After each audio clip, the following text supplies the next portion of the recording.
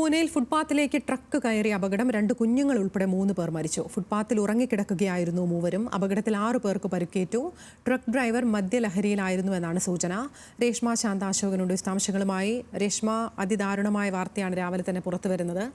എത്തരത്തിലാണ് ഈ അപകടമുണ്ടായത്? പരിക്കേറ്റവരുടെ നില എങ്ങനെയാണ്? പൂനെയിൽ നടന്ന അതിദാരുണമായ ഒരു ആക്സിഡന്റ് വാർത്തയാണ് നമുക്ക് ഇന്ന് രാവിലെ പറയാനുള്ളത്.